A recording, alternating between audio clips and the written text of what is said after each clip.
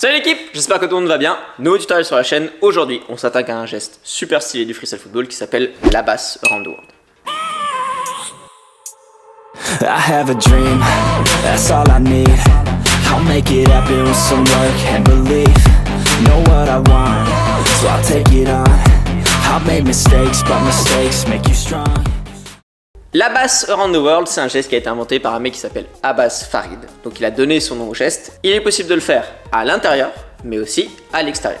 Donc avant de démarrer ce geste, il nous faut maîtriser le reverse crossover et le tour du monde du côté où vous voulez faire la basse. Dans tous les cas, moi je vous conseille de l'apprendre des deux sens. Donc il nous faut le tour du monde à l'intérieur et le tour du monde à l'extérieur pour pouvoir faire la basse in et la basse out. Comment fonctionne le geste? On va voir la technique qu'il nous faut maîtriser pour rentrer la basse. Alors, il va falloir lancer la balle du côté où vous allez réaliser le tour du monde. On se décale un tout petit peu. Ensuite, on lance le reverse. Donc, je fais bien gaffe à ce que la jambe passe bien au-dessus de la balle.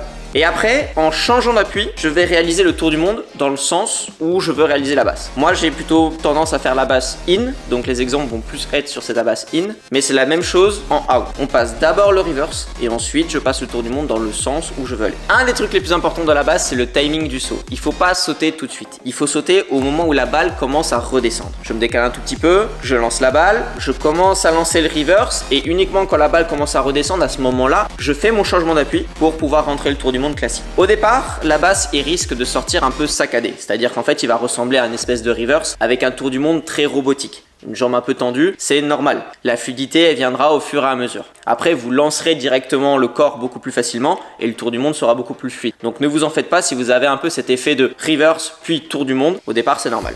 Maintenant on va voir les exos qui vont vous permettre de bosser en amont la basse. On va commencer par bosser les bases du geste, c'est-à-dire le reverse. On essaye qu'il soit le plus naturel possible.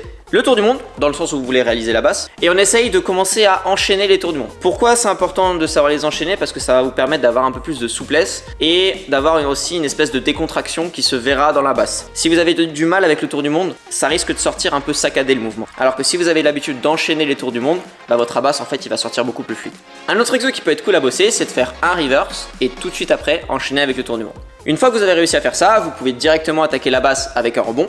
Et si le rebond ça passe tranquille, vous pouvez directement vous attaquer à la basse. Il existe aussi un autre exo que j'ai vu sur la chaîne Footstyle qui est pas mal. Moi je l'ai pas utilisé mais je le trouve assez intéressant. C'est celui en fait où vous allez bosser ce changement d'appui qui constitue quand même un des trucs les plus importants de la basse. Donc en fait il faut tendre la jambe, moi en l'occurrence c'est la jambe gauche, laisser la balle rebondir et tout de suite faire ce changement d'appui pour faire le tour du monde. Ça va vous aider en fait à avoir un peu plus de fluidité sur justement ce changement entre le reverse et le tour du monde. Donc je pense vraiment que c'est un exo qui peut aider. Moi je l'ai pas fait comme ça mais essayez-le, je pense que ça peut aider certains. Et enfin, dernière indication pour la basse, travaillez-le tout de suite du pied faible. Je sais que c'est tentant de faire tout du pied fort, mais je vous jure que ce sentiment de repartir à zéro quand on bosse le pied faible, il est horrible. Donc épargnez-vous ça, d'accord? Bossez-le tout de suite avec le pied faible, comme ça vous serez complet et vous pourrez faire des combos avec les deux pieds.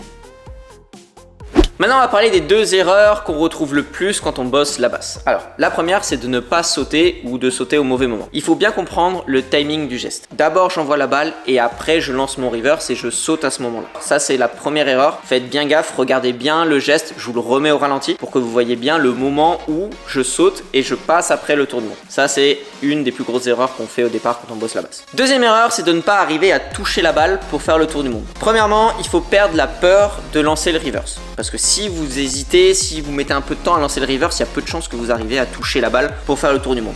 Donc il faut accepter que pendant un moment, durant le geste, une microseconde, vous allez vous retrouver avec les deux jambes en l'air et qu'il va y avoir une espèce de moment de flottement. C'est normal. Si vous tombez, n'oubliez pas, on envoie sur Instagram, mais surtout on retente après un essai tout de suite pour pas que la peur s'installe. Une fois qu'on a passé le reverse, tout de suite on va essayer de toucher la balle et c'est pas très grave si le tour du monde est saccadé, mais j'essaye vraiment de la lifter. J'essaye que le tour du monde soit le plus fluide possible. Mais il faut vraiment prendre entre guillemets le risque d'aller chercher la balle après le reverse, d'aller la toucher, quitte à ce que la position soit pas vraiment optimale, que vous soyez un peu en arrière ou quoi au départ c'est normal, mais il faut vraiment chercher ce tour du monde après le reverse. Je vous ai dit qu'il faut absolument essayer de passer ce tour du monde une fois que le reverse est lancé, mais ça veut pas dire qu'il faut lancer la basse dans n'importe quelle situation. Si votre première touche de balle n'est pas bonne, si par exemple elle va sur l'autre côté, si elle va du côté du reverse, si elle est un peu trop haute ou si elle est vraiment trop derrière vous, ne lancez pas la basse. La basse il faut le lancer dans de bonnes conditions entre guillemets. Après quand vous le maîtriserez, vous verrez que c'est un geste qui vous permettra de souffler dans un combo. C'est pas un geste qui va vous demander beaucoup d'énergie, justement il est plutôt utilisé pour se préserver et pour préparer un geste qui sera beaucoup plus fort. Mais au départ quand vous êtes dans l'apprentissage, faites bien gaffe à ce que la première touche soit dans le pied qui va faire le tour du monde, juste devant. Pas obligé d'être vraiment dans l'axe, on peut la décaler légèrement du côté où on va passer le tour du monde. Et surtout, qu'elle soit pas trop haute. Parce que lancer un abasse avec le corps en arrière, c'est beaucoup plus risqué, beaucoup plus compliqué. Donc faites gaffe quand même, si on pouvait limiter les chutes,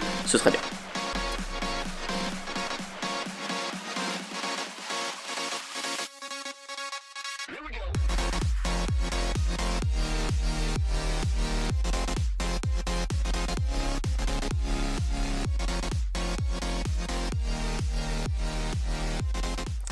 C'est tout pour ce tutoriel, j'espère qu'il t'a plu, si c'est le cas je te laisse liker la vidéo, t'abonner, partager, tu connais c'est super important pour le développement de la chaîne. Si tu veux voir plus de freestyle, t'as les autres tutoriels et j'ai mon Instagram que je te mets juste ici, j'ai un challenge d'un post par jour pendant 1 an de freestyle, donc les combos c'est ici que ça se passe. Sur ce je te souhaite de bons entraînements et on se retrouve très vite pour une prochaine vidéo, ciao.